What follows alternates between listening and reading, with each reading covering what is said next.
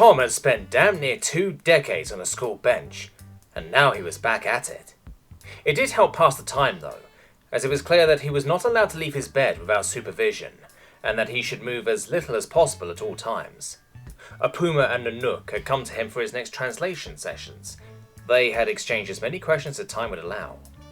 Yes, indeed, he was on a floating island.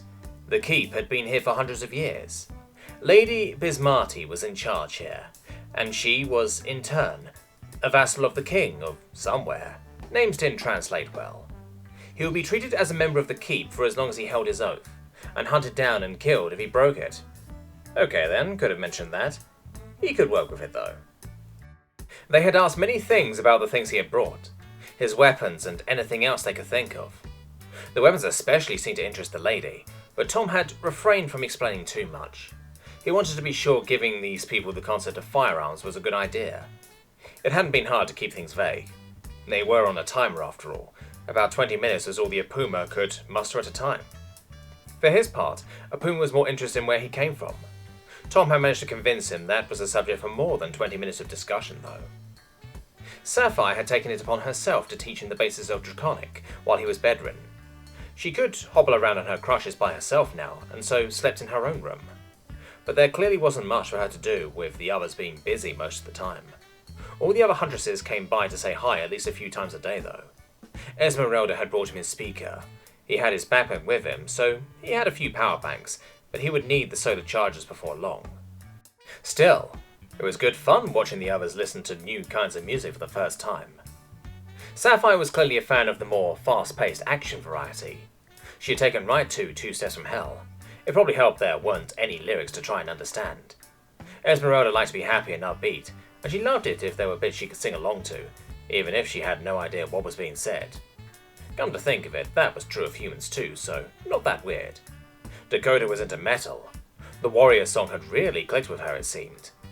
Jackalope had taken to rock and roll with a bit of metal too, and Fengi just loved anything with a dance beat. It was really rather funny how music translated language.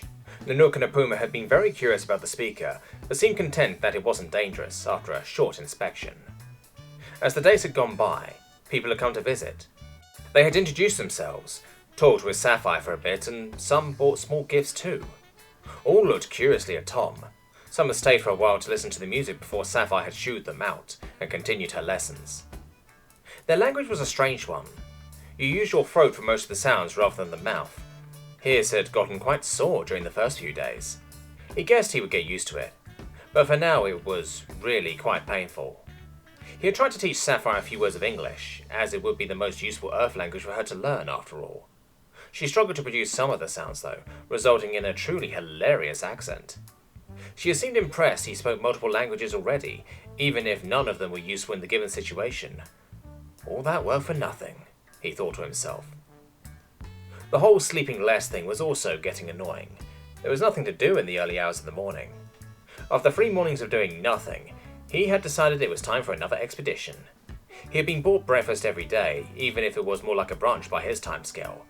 It usually consisted of boiled whole eggs, bread, roast meat, and a few vegetables. He was going to make breakfast today though. Finding the kitchens wasn't hard, but the fact there was nothing sweet there did hinder his plans to make pancakes a little. They loved sweet things so much, but had nothing sweet? Must have eaten it all, he thought to himself. There were plenty of meat and eggs milk though. He found some smoked meat that he sliced as thinly as he could manage to try and make bacon. The cooking process was complicated a little by the whole open fire thing, but he was used to camping, so not too much trouble. He used the bacon to make bacon pancakes. They came out pretty good, if not quite the real deal. The meat wasn't cured and very gamey. It would do though. He then set about making scrambled eggs with bacon in it too, of course. If he had just had his stuff, he could have made this so much better. But in the end, his supplies were limited, so this would be the way at some point anyway. Besides, if he was cooking for 20 plus, his stuff wouldn't last long. As he was working, mumbling a little tune to himself, he had become completely lost in his work. Someone cleared their voice in the doorway. He froze as if that would help him in his current situation, then slowly looked up to see one of the guards that had first come out to meet them, and Fengi, standing looking at him. "Hungry?" Fengi had asked, looking quite accusative. The guard said something to him. Tom thought he could make out steel in there, and the guard didn't seem happy. Oh, no. No, breakfast. He tried sounding as innocent as he could, gesturing at the large plates of food. Breakfast.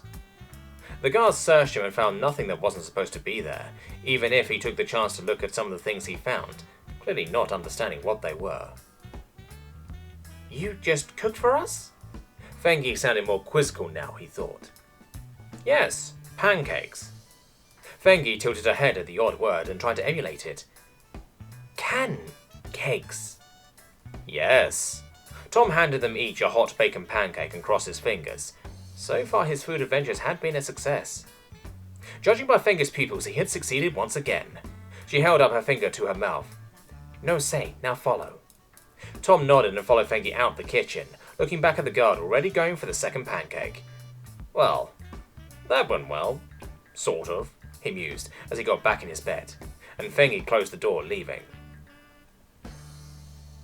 Tom had taken to the schooling well. It was clear he was used to being a student, from what Sapphire had gathered during the week he had spent most of his life learning. They had managed to get greetings done and simple things like asking for something. They had started on numbers, at least he had seemed to use the same counting system as them, with just the names being different.